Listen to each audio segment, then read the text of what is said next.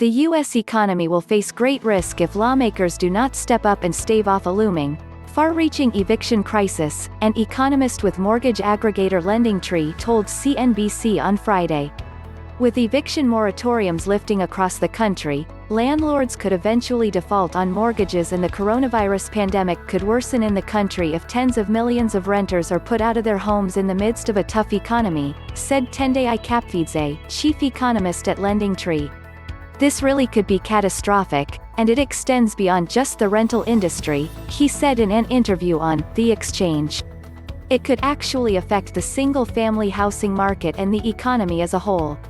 Nearly 2 in 5 tenants across the country, particularly low-wage workers, are in danger of being served eviction notices, according to analysis from Stout Risius Ross, an investment consulting firm.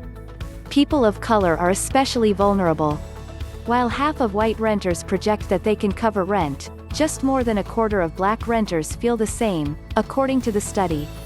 Statewide holds on evictions have expired in more than 30 states and federal protections for renters, passed in March as part of the historic multitrillion-dollar CARES Act, have also lapsed. As unemployment continues to hover at extreme levels, as many as 40 million Americans are thought to be at risk of losing their homes in the middle of the global health crisis. That figure is 4 times greater than during the Great Recession. The imminent eviction wave could morph into a financial crisis, bleeding into other industries, Kapfidze said. Given that rent payments serve as income for landlords, those property owners may have less revenue to draw on for their own mortgage payments.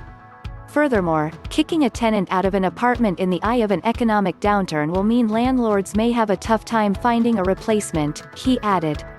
That could lead to a decrease in home values, even in the owner-occupied market, and in every state and every city there's a patchwork of different, kind of laws that people are using. So, really, it's necessary that we have a federal plan, the economist said. We need a federal plan to deal with this rental crisis or it's going to get worse. The eviction crisis could be a boon, however, for eviction services, said Glenn Kelman, chief executive of real estate brokerage Redfin, in an appearance later Friday on Closing Bell. He is also hoping society will intervene in what he said could turn into a social calamity. If you look at the data right now, about 8% of mortgages are in forbearance. That's the program that lets you defer a mortgage payment for about a year. In January, the delinquency rate was about 3%, Kelman said.